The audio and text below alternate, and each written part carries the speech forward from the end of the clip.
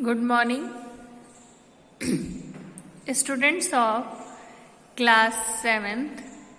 आज हम हिंदी व्याकरण का रिवीजन वर्क करेंगे, जिसमें हम लेंगे चैप्टर 20, 21, 22, 23 और 24। आपको अगर ये लग रहा है कि बहुत ज़्यादा चैप्टर है तो घबराइए मत। सिर्फ चैप्टर 20 जो है वो आपका बड़ा है, जो समास है जो थोड़ा सा टफ है। बाकी लोकोक्ति है, मुहावरे हैं, विराम चिन्ह है, ये सब बहुत छोटे छोटे चैप्टर्स हैं। ठीक है, पहला देखते हैं समास। ठीक है, समास कहते किसे हैं? दो या दो से अधिक पदों के मेल से जो नया पद बनता है उसे क्या कहते हैं? समास कहते हैं। ठीक है, इसमें दो पद होते हैं, एक पूर्व पद, दूसरा उत्तर पद। ठीक है, और इसके जो भेद होते हैं वो कुल इसके 6 भेद होते हैं। ठीक है, पहला है अव्ययी भाव समास, दूसरा है तत्पुरुष, तीसरा द्वंद्व समास, चौथा बहुव्रीहि समास, पांचवा कर्मधारय समास और छठा जो है वो है द्विगु समास। ठीक है, देखते हैं पहला अव्ययी भाव समास। जिस समस्त पद में पूर्व पद माने कि पहले वाला पद क्या होता है? अव्यय होता है, उसे क्या कहते हैं? अव्ययी भाव समास। जैसे यथाशक्ति, इसमें यथा क्या है? अव्यय। ठीक है, यथा विधि, ठीक है, आमरण, आजन्म, ठीक है, ये हो गए। और जिसमें बातों को दोहराने जैसा हो, समझ में आ जाता है, जैसे हाथों हाथ, बातों बात। ठीक है, ये क्या है? ये सब है अव्ययी भाव समास। ठीक है, तत्पुरुष समास जो होता है उसके बारे में देखते हैं। तत्पुरुष समास में उत्तर पद जो होता है वो प्रधान होता है। ठीक है, और इसको पहचानने का सबसे अच्छा तरीका है कि इसमें कारक चिन्ह का लोप होता है। ठीक है, जैसे मुंहतोड़ शब्द है, ठीक है, समास है, समस्त पद कह सकते हैं। इसका विग्रह करेंगे मुंह को तोड़ने वाला, मुंह को तोड़ने वाला। और जब समास बनाया तो मुंह तोड़, तो को तोड़ने वाला में को जो है कारक चिन्ह है उसका क्या हुआ? लोप हुआ। ठीक है, और देखिए जेब कतरा, जेब को कतरने वाला। ठीक है, जेब कतरा। ठीक है, इसी प्रकार से इसके कितने तत्पुरुष समास के कई भेद हैं, जिसमें पहला है कर्म तत्पुरुष, जिसका चिन्ह को होता है, को इसमें छिपा होता है। जैसे जेब कतरा ही ले लीजिए, जेब को कतरने वाला, को का लोप हो गया, जेब कतरा। करण तत्पुरुष, जिसमें चिन्ह कौन सा होता है? से छिपा रहता है। कौन सा चिन्ह? से चिन्ह छिपा होता है। जैसे देखिए हस्तलिखित, हाथ से लिखित, हाथ से लिखित, से गायब होगा, हस्तलिखित। ठीक है, आगे देखते हैं संप्रदान तत्पुरुष। इसमें क्या होता है? इसमें के लिए का लोप होता है। किसका? के लिए का। जैसे देशभक्ति, देश के लिए भक्ति, देश के लिए भक्ति। ठीक है, अगला है हमारा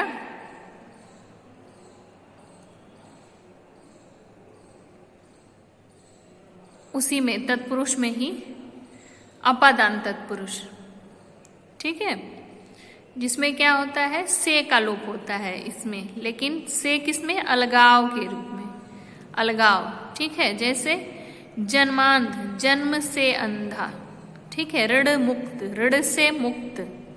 संबंध तत्पुरुष में का, के, की चिन्ह का छिपा होता है, जिसका लोप होता है। जैसे सेनापति, सेना का पति। ठीक है, राज दरबार, राजा का दरबार। ठीक है, अधिकरण तत्पुरुष, इसमें में पर का लोप होता है। जैसे आप बीती, अपने पर बीती। ठीक है, घुड़सवार, घोड़े पर सवार। ठीक है, अगला देखते हैं हम लोग द्वंद्व समास। यहाँ देखिए नंबर 3 द्वंद्व समास। द्वंद्व समास में क्या होता है कि इसमें दोनों पद जो होते हैं वो प्रधान होते हैं और बीच में योजक चिन्ह डैश छोटा सा लगा रहता है, ठीक है, योजक चिन्ह। देखिए हानि लाभ, हानि बीच में डैश मतलब योजक चिन्ह, और लाभ जब इसको विग्रह करेंगे तो हानि और लाभ हो जाएगा, ठीक है। सुख दुख, सुख और दुख, ठीक है, द्वंद्व समास। बहुब्रीहि समास देखिए, इसमें अन्य पद प्रधान होते हैं, पूर्व पद और उत्तर पद मिलकर किसी तीसरे की ओर संकेत करते हैं। जैसे लंबा है उदर जिसका, अर्थात गणेश जी, ठीक है, लंबोदर, लंबोदर का समास है और विग्रह करेंगे लंबा है उदर जिसका, किसके लिए, तीसरा गणेश जी के लिए कहा गया है, ठीक है। ऐसे एक और देख लीजिए, चक्रधर, चक्र को धारण करते हैं जो श्री कृष्ण, ठीक है। अगला देखते हैं हम लोग कर्मधारय, ठीक है, कर्मधारय समास। कर्मधारय में दोनों पदों में विशेषण और विशेष्य का संबंध होता है। जहां एक पद दूसरे पद का विशेषण या उपमान हो वहां कर्मधारय होता है, किंतु जब दोनों मिलकर तीसरे का देते हैं अर्थ तो वहां पर क्या हो जाता है, तो वहां पर बहुब्रीहि हो जाता है। उदाहरण देखिए, स्पष्ट हो जाएगा। जैसे कमल नयन, कमल के समान नयन, ठीक है, उपमेय में उपमान का, ठीक है, कमल के समान नयन, ठीक है, नयन की क्या है, तारीफ है, कैसी है वो, कमल के समान है, ठीक है। पद पंकज, पद माने होता है पैर और पंकज माने कमल, पंकज के समान पद, ठीक है। और देखिए महात्मा, महान आत्मा, ठीक है, इसमें विशेषण और विशेष्य, तो कौन सा हुआ यहाँ पर समास, कर्मधारय समास। अगला है द्विगु समास, ठीक है। द्विगु समास में देखिए ये सबसे आसान समास होता है। इसमें पूर्व पद, जो पहला वाला पद होता है वो क्या होता है, संख्यावाचक होता है। जैसे चौराहा 4 आया, सप्ताह 7 आया, त्रिकोण 3 आया, नवरात्र 9 आया, इस प्रकार से, ठीक है। आगे इसका एक्सरसाइज आप लोग देख लीजिएगा, आपको करवाया गया है। अब उपसर्ग देखते हैं। उपसर्ग किसे कहते हैं, देखिए ऐसे शब्द, ऐसे शब्दांश या शब्दखंड जो शब्द के पूर्व में मतलब स्टार्टिंग में पहले जुड़कर नए शब्द का निर्माण बना देते हैं, कर देते हैं, ठीक है। देखिए जैसे उदाहरण के तौर पर देखिए, जैसे उपसर्ग है, उप, ठीक है, उपवन, उपहार, उपस्थित, ठीक है, अर्थ बदल दे रहे हैं। इसी प्रकार से देखिए अनु, अनु माने पीछे या समान, ठीक है। अनुशासन, अनुकरण, अनुराग, अनुभूत, अनुग्रह, ठीक है, ग्रह में लग गया अनुग्रह, ठीक है। इसी प्रकार से इसके 4 प्रकार के उपसर्ग होते हैं। पहला है संस्कृत के उपसर्ग, दूसरा है हिंदी के उपसर्ग, तीसरा अरबी फारसी या उर्दू के उपसर्ग, और चौथा है अंग्रेजी के उपसर्ग, ठीक है। इसको आप लोग देख लीजिएगा। देखते हैं प्रत्यय, प्रत्यय किसे कहते हैं, वे शब्दांश जो शब्द के अंत में जुड़कर, ठीक है, नए शब्द बना देते हैं, ठीक है, उन्हें क्या कहते हैं, उन्हें प्रत्यय कहते हैं, ठीक है। इसके 2 भेद होते हैं, कृत प्रत्यय और तदधित प्रत्यय, ठीक है। प्रत्यय के कौन कौन से होते हैं, कृत और तदधित प्रत्यय, ठीक है। कृत प्रत्यय क्या होता है, क्रिया या धातु के अंत में जुड़कर बनता है, ठीक है, इसको कृदंत प्रत्यय भी कहते हैं, ठीक है। जैसे चल में ना जोड़ दिया गया, चलना, तो यहाँ पर कौन सा प्रत्यय है, ना प्रत्यय जोड़ा गया है, ठीक है। जैसे आई प्रत्यय जोड़कर शब्द बनाना है, लड़ाई, पढ़ाई, कढ़ाई, ठीक है। और देखिए अक, लेखक, रक्षक, धावक, अक अकार आया है, ठीक है। आगे है तदधित प्रत्यय। ये प्रत्यय संज्ञा, सर्वनाम और विशेषण के अंत में लगते हैं, ठीक है। पहले किसके अंत में लग रहे थे, धातु या क्रिया के। कृत प्रत्यय जो था वो किसके, धातु या क्रिया के अंत में, और तद्धित प्रत्यय किसके अंत में? बहुत अच्छे, संज्ञा, सर्वनाम और विशेषण के अंत में। उदाहरण देख लीजिए, जैसे पुष्प धन इत, पुष्पित, इत प्रत्यय जोड़ दिया गया, ठीक है। शिक्षा धन अक, शिक्षक, ठीक है। और है जैसे धन, धनवान, धनवान, ठीक है। शर्म धन नाक, नाक प्रत्यय, शर्मनाक, ठीक है। इसी प्रकार से आप उपसर्ग और प्रत्यय भी देख लेंगे। अगला देखते हैं हम, वाक्य विचार, ठीक है। जिस भाव या पद को पूर्ण रूप से व्यक्त करने वाले शब्द समूह को क्या कहते हैं? हम वाक्य कहते हैं। किसी भाव या विचार को पूर्ण रूप से व्यक्त करने वाले शब्द समूह को वाक्य कहते हैं, ठीक है। वाक्य में प्रयुक्त होने वाले शब्द पद कहलाते हैं, ठीक है। देखिए कैसे होता है, उद्देश्य और विधेय।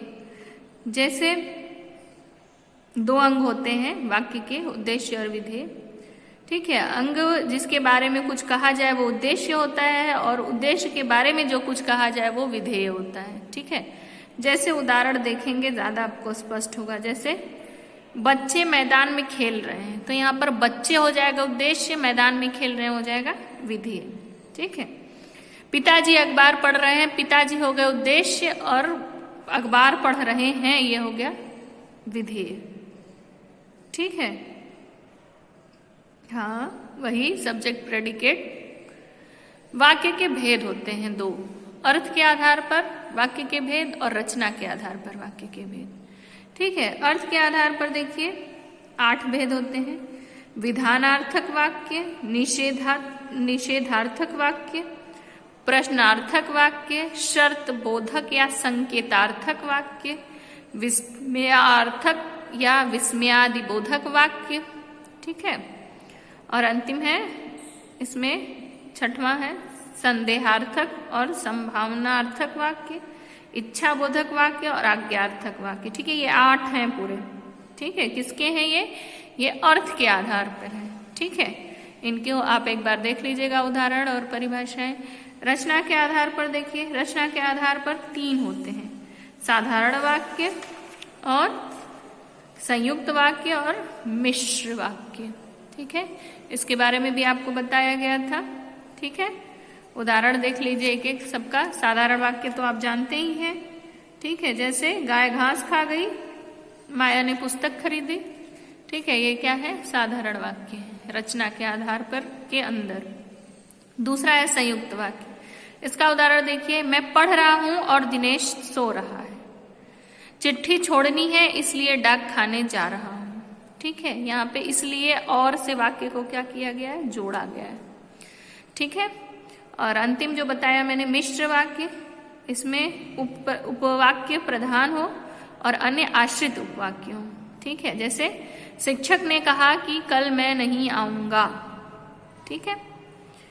और इसमें एक तालिका भी दी गई है आपको, ठीक है। एक साइड अशुद्ध वाक्य है, एक साइड शुद्ध वाक्य है, ठीक है। तो इनको देख लीजिएगा, इनको पढ़ते ही आपको समझ में आ जाएगा कि कैसे हैं। जैसे है बच्चों को काट कर अमरूद खिलाइए।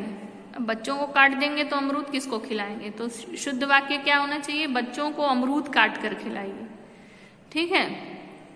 और है बच्चों को उबाल कर दूध पिलाइए, ठीक है। बच्चों को उबाल दिया जाएगा तो दूध कैसे पिएंगे वो? तो दूध को उबाल कर बच्चों को पिलाइए, ठीक है। ऐसे ही है,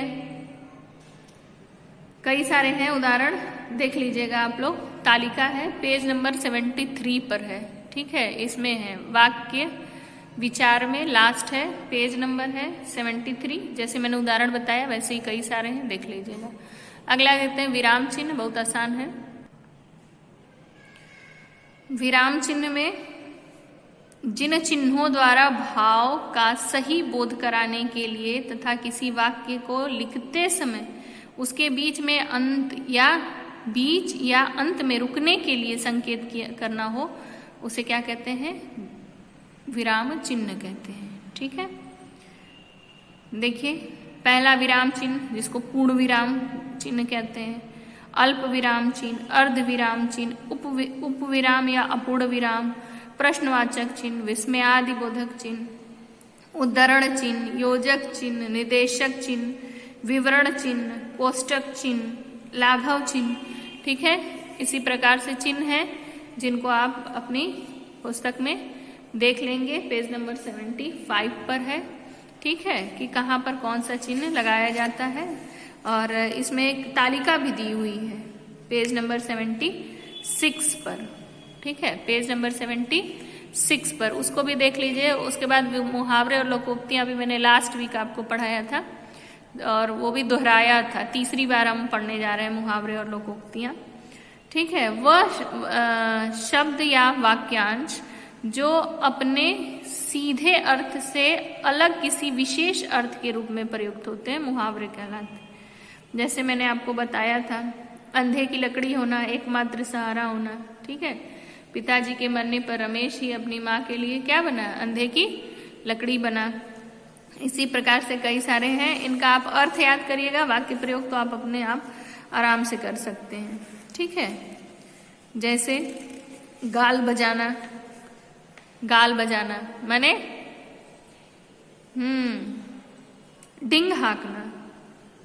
अगर तुम्हें अच्छे अंकों से पास होना हो तो उसे करके दिखाओ, अन्यायास गाल बजाने से क्या लाभ। ठीक है, उदाहरण सब मिला जुला के आप ही लोग पे आ जाता है। ठीक है, लोकोक्तियां, लोकोक्तियां किसे कहते हैं, जो लोक प्रचलित उक्ति हो उसे लोकोक्ति कहते हैं। जैसे अधजल गगरी छलकत जाए, इसका मतलब क्या होता है, कम योग्यता रखने वाला व्यक्ति अधिक शान बखारता है। ठीक है, इसका आप वाक्य प्रयोग कर लेंगे। ठीक है, अंधों में काना राजा। ठीक है, मूर्खों के बीच कम पढ़ा लिखा क्या अपने को समझता है, विद्वान समझता है। ठीक है, जैसे पूरे गांव में राम प्रसाद ही कक्षा 6 पास है और गांव के लोग उसका बड़ा आदर करते हैं, इसे कहते हैं अंधों में काना राजा। ठीक है, अंधों में काना राजा, आप लोग मत बनिए अंधों में काना राजा। निबंध पढ़ लीजिएगा। ठीक है, सब निबंध अपने तरीके से लिखा जाता है, बस आप उसको ढंग से लिखिएगा जो चीज़ें बताई गई हैं। ठीक है, इसी के साथ हम आज का रिवीजन वर्क यहीं पर ख़त्म करते हैं। धन्यवाद।